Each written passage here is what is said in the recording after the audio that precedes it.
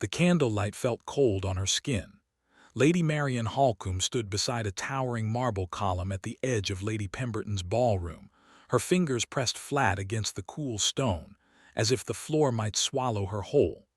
She did not move, did not blink, but inside she felt every whispered word like the sting of a winter wind. Of course he never looks at her.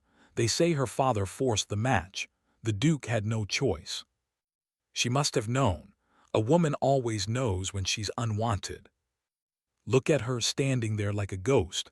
I almost feel sorry for her. Marian's chest tightened until breathing became a conscious effort. She lifted her chin, a slow, graceful motion that cost her every shred of strength she possessed. Across the glittering room, her husband, Alexander Linwood, the Duke of Linwood, stood with his broad back partially turned to her, his dark head bent toward Lord Ashby as if she did not exist. He had not spoken to her all evening. He had not even glanced her way. She was invisible, a shameful secret draped in pale silk. She had worn the gown he once mentioned he liked, a soft lavender that matched the heather on the Linwood moors. She had ordered it made with trembling hope, believing that if she could just please him, just be what he wanted, he might one day look at her with something other than icy tolerance. But he had not noticed the gown. He had not noticed her at all. A footman passed with a silver tray of champagne. Marian's hand lifted instinctively, then fell. She could not swallow, she could not stay. Quietly, with the careful composure of a woman who had been trained since childhood to never make a scene, she turned and walked toward the terrace doors. No one stopped her. No one called her name. She stepped into the cool night air and let the shadows wrap around her like a balm. The laughter and music faded behind the glass doors. She stood alone on the stone balcony, her hands gripping the railing until her knuckles ached, and for the first time in 2 years, she allowed herself to accept the truth. The Duke did not want her. He had never wanted her, and she was tired of hopping otherwise. 3 years earlier, Marian Halcombe had been the hopeful daughter of a baron with more charm than fortune. Her father, Lord Benedict Halcombe, was a man whose smiles promised much and delivered little, but Marian had loved him fiercely. She had been 17 when he sat her down in the sunlit parlor of their modest country house, his blue eyes sparkling with excitement, and told her the most wonderful news. "The Duke of Linwood has asked for your hand, my darling. He saw you at the Ashworth Garden party and could not forget you. He has loved you from afar, and now he wishes to make you his duchess." Marian's heart had soared. She remembered the garden party dimly, a blur of flowers and polite conversation, but she recalled the tall, dark-haired Duke with the serious gray eyes who had bowed to her with a depth of respect that made her feel like the most important person in the world. She had blushed and looked away, too shy to speak. And now he wanted to marry her. It was a fairy tale. The wedding was a quiet affair, no grand celebration. The Duke's sister, Lady Susanna, attended, a pale, fragile woman who smiled weakly and held Marian's hands with a surprising warmth. The Duke himself was solemn, his jaw tight, his eyes never quite meeting hers. Marian told herself it was nerves, that he was a reserved man overwhelmed by emotion. She promised herself she would be a good wife, a gentle duchess, and she would make him happy. The first week at Linwood Chase, a sprawling stone estate perched on the edge of wild northern moors, Marian walked on air. She explored the vast library, traced her fingers over ancient tapestries, and imagined herself growing old here, surrounded by the love of a powerful, devoted husband. But that husband was never there. He took his meals in his study. He answered her gentle questions with one-word replies. When she tried to touch his arm, he stiffened as if burned, and she learned to keep her hands to herself. She thought perhaps he was shy or burdened by his duties. She began to study him. She learned from the housekeeper that he preferred simple fare, roasted game and hearty stews, so she ordered the cook to prepare his favorites. She discovered he loved the music of the cello, so she arranged for a musician to play softly in the great hall after dinner. She placed fresh flowers in his study, learned the names of his tenants, and always greeted him with a soft, hopeful smile when he returned from his rides. But nothing changed. One evening, 6 months into their marriage, Marian gathered her courage. She had worn a new gown of deep emerald, had the dining table set with candles and his favorite roasted pheasant, and she waited. The clock struck 7, then 8. The food grew cold. At 10 o'clock, a footman informed her the Duke would not be dining at home. He had gone to his club. Marian sat alone at the long, gleaming table, the candle wax dripping like frozen tears, and she felt something inside her crack. The next morning she tried again. She found him in the library, staring into the fire. "Alexander," she said softly, using his name for the first time, a name she had treasured in secret. "Is there something I have done? Something I can change? I only wish to be a wife you can care for." He turned his head slowly, and his gray eyes were as cold as the winter sea. "You are the Duchess of Linwood," he said, his voice flat. "That is all you need to be. There is nothing more required of you, or expected." The words cut like a blade. She nodded, her throat too tight to speak, and left the room. She did not cry. She walked to her chamber, sat on the edge of her bed, and stared at the wall until the light faded. From that day she stopped saying his name. She called him "Your Grace" like a stranger. But still a tiny, stubborn flame of hope refused to die. She told herself that marriages of the aristocracy often began coldly, that time would soften him. She was young. She could be patient. She would love him enough for both of them. So she endured the public slights, the dinners where he ignored her, the curious pitying glances from other ladies. She smiled when it was required. She performed the role of Duchess with grace, and she waited. Until the night of Lady Pemberton's ball, when she heard the whispers and realized she had been waiting for a love that would never come. When she stood on that balcony, the cold air biting her cheeks, something shifted. The tiny flame of hope, guttering and weak, finally went out. She took a deep breath, straightened her spine, and made a quiet vow. She would no longer live for his approval. She would build a life of her own, a life where she was not a ghost, and she would never again beg for the crumbs of his affection. The next morning, the Duke of Linwood sat at the breakfast table, his newspaper open, his coffee steaming.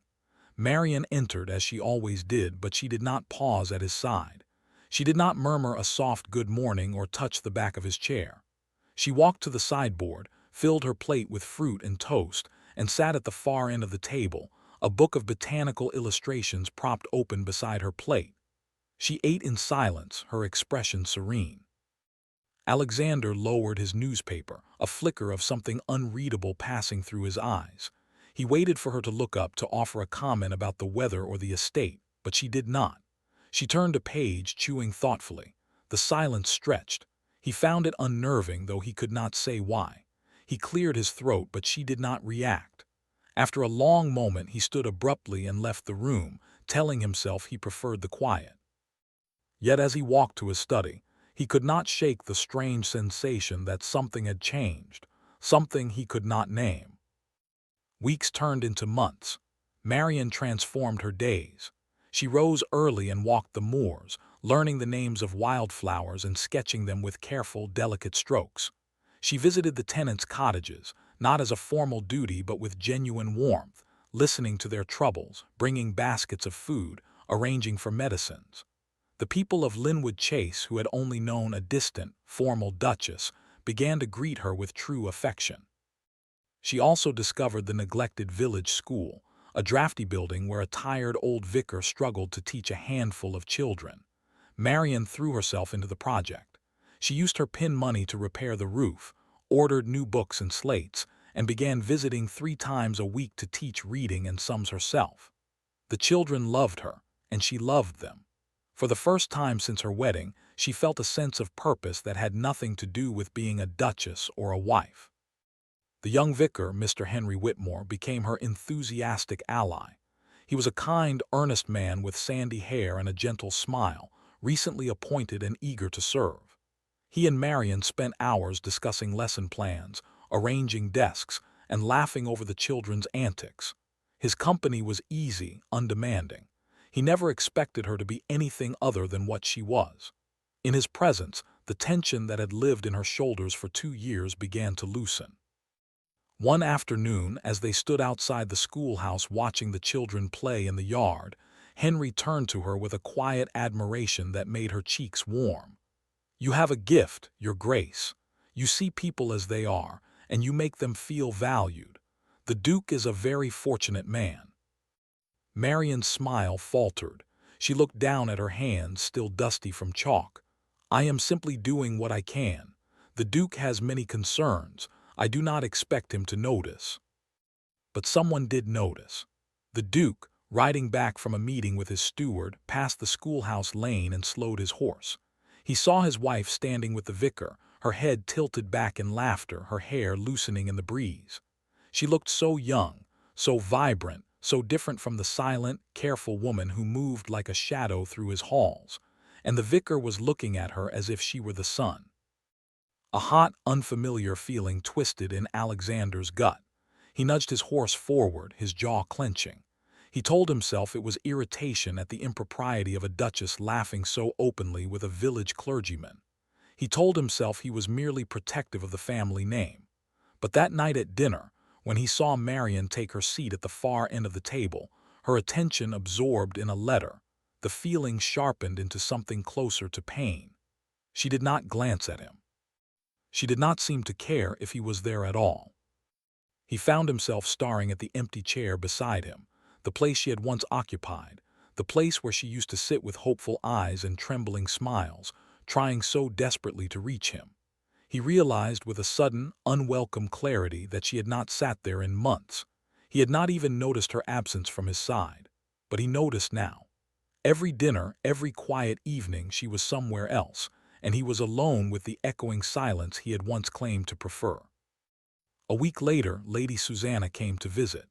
She was Alexander's younger sister, a delicate woman who had endured a great sorrow years ago, a sorrow that had nearly destroyed her reputation and that their family had guarded at tremendous cost. She had always shown Marian a gentle affection, and now, as she watched her brother brood over his untouched dinner, she shook her head with a sigh. "You are losing her, Alex," Susanna said quietly as they sat in the drawing room after the meal. "I can see it. Everyone can see it.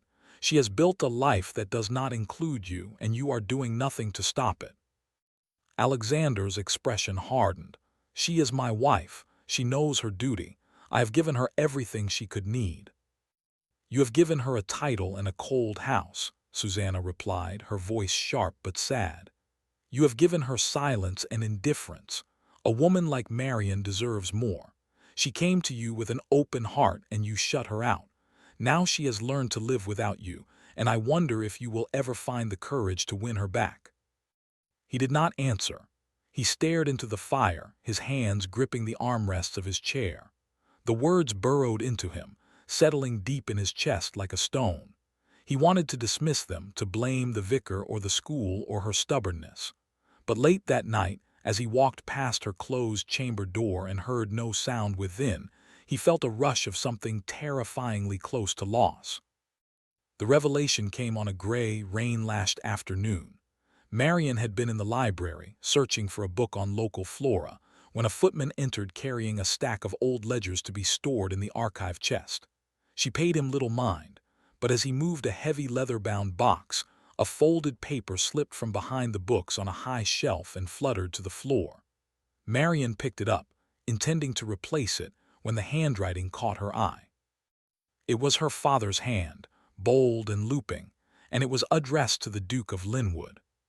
She should not have read it. She knew it the moment her eyes touched the page, but she could not stop herself. The words leaped at her, sharp and cruel. "Your Grace, I hold in my possession letters that prove your sister Lady Susanna's ruin. Unless you agree to marry my daughter Marian and settle upon me a generous annuity, these letters will be made public. You have no choice. A duke's honor is meaningless without a duchess to conceal the stain. Think of your sister. I await your swift reply." Marian's hands began to shake. She read it again, then a third time, each word cutting deeper than the last. Her father had blackmailed Alexander into marrying her. The fairy tale she had believed, the garden party, the love from afar, it was all a lie. She had been a bargaining chip, a tool of her father's greed, and the Duke had been forced to take her. No wonder he had looked at her with such cold resentment. No wonder he could not bear her touch. She was not his wife. She was a shackle around his neck. A low, ragged sob escaped her. She pressed her fist to her mouth, the paper crumpling in her grip. The room swam before her eyes. She stumbled to a chair and sank into it, trembling. The hope she had nourished for so long, the tiny flame that had flickered even when it seemed extinguished, was now nothing but ash. She had been living in a house built on a foundation of lies, and the man she had tried so hard to love had only ever seen her as a burden forced upon him. When she finally stood, her legs were unsteady, but her mind was clear. She had to confront him. She had to hear the truth from his own lips. She found Alexander in his study, standing by the window, his silhouette dark against the rain-streaked glass. He turned at her entrance, and something in her expression made his own face tense with wariness. She held out the letter. Her voice was raw, barely above a whisper. "Is this true? Did my father force you into this marriage?" The silence that followed was agonizing. Alexander looked at the paper, then at her, and his gray eyes held a storm of emotion she could not read. Finally, he spoke, his tone low and measured. "Yes. He threatened to expose my sister. I did what I had to do." Marian's knees nearly buckled, but she locked them, drawing on a strength she did not know she had. "And you believed I knew. You believed I was part of his scheme." He hesitated, and that hesitation was answer enough. "I did not know what to believe. You came so willingly, so eager, I thought." "You thought I was a conspirator," she finished, her voice breaking. "You thought I sold myself for a title, and you never once asked me. You never once looked at me and wondered if I might be innocent." She pressed the letter flat against her chest as if trying to absorb the pain. "I knew nothing. My father told me you loved me. He told me you had admired me at a garden party and asked for my hand. I believed him. I came here with my whole heart, hoping to be your wife, to earn your love. And all this time, you have punished me for a crime I never committed." The Duke's face went pale. The mask of cold composure he had worn for years cracked, and beneath it she saw shock, guilt, and a rising tide of horror. "Marian, I never imagined." "No," she said, her tears finally spilling over. "You never imagined me at all. I was only a shadow, an obligation. You did not see me, and now I see that you never will." She drew a shuddering breath. "I wish to be released from this pretense. If you will not grant me a separation, I will at least ask for a life of my own. I will live at the Dower House, or I will go wherever you send me, but I will no longer live here as a ghost." She turned to leave, but Alexander moved faster, crossing the room and catching her wrist. His touch was gentle, desperate, so unlike anything she had ever felt from him that she froze. "Marian, please, I was wrong. I was a fool and a coward. I let my anger blind me, and I hurt the one person who deserved nothing but my gratitude and care. I cannot undo these years, but I swear to you, I will spend the rest of my life trying to earn your forgiveness." She looked up at him, her eyes swimming. "Why? Because you suddenly feel guilty, because the truth has made you uncomfortable. That is not love, that is regret." "No," he said, his voice thickening. "It is more than regret. I have loved you, Marian, from the very beginning. I loved you at that garden party, years before your father's letter ever reached me. I saw you in a pale yellow dress, laughing with a child, and I told myself that was the woman I would marry one day.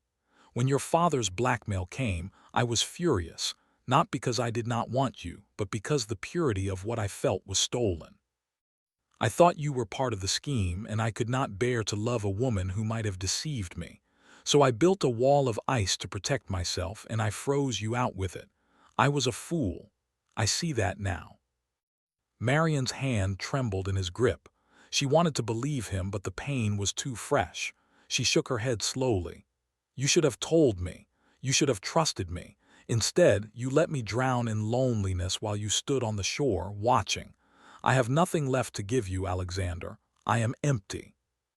She pulled her hand free, gently but firmly, and walked out of the study, leaving the Duke standing alone in the gray light, the rain drumming against the windows like a dirge for everything he had lost.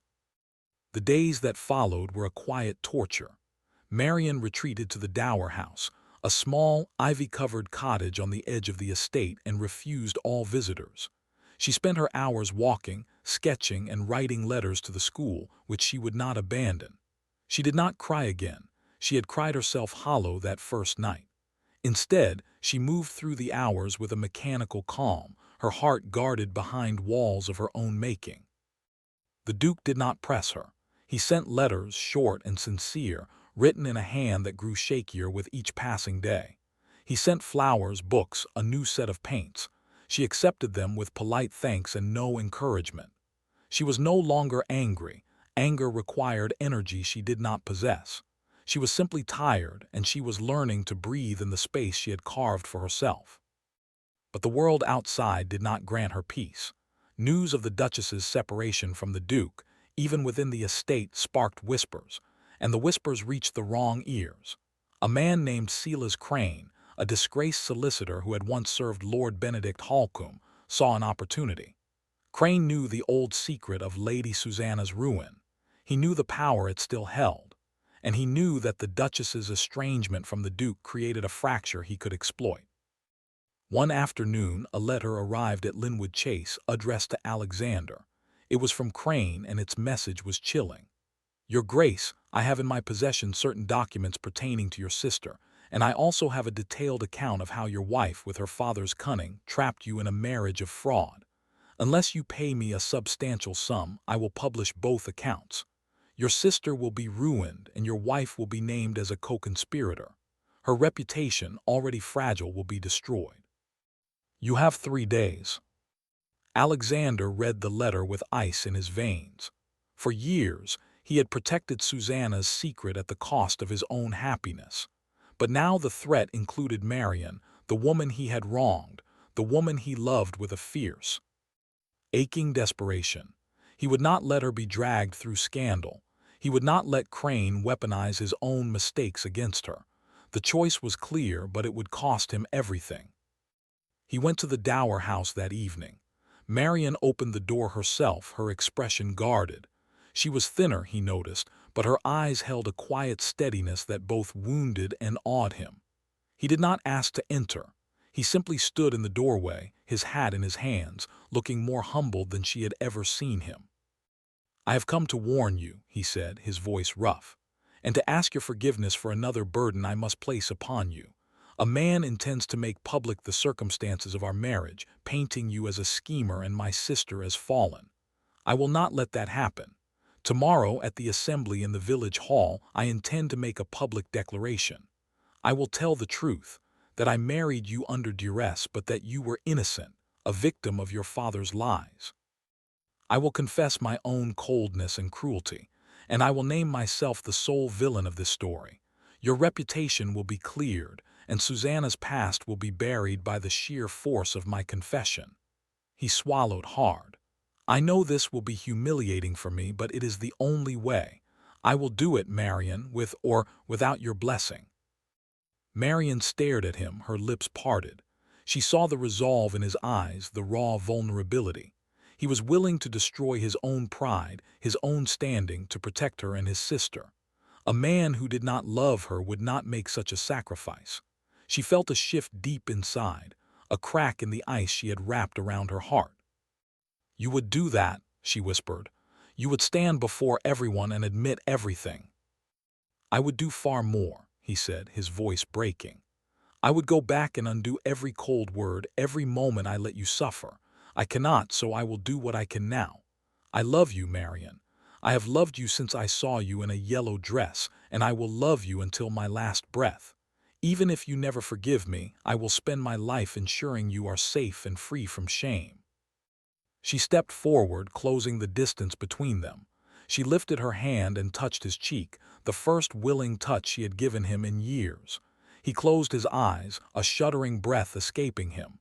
"I do not need a public declaration to know the truth of your heart," she said softly. "I needed to see it, and I have seen it."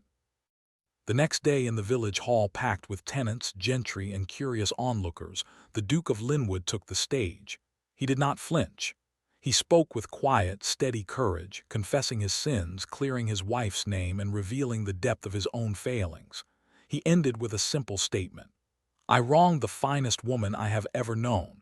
I ask for no pardon but hers. If you must think ill of anyone, think ill of me.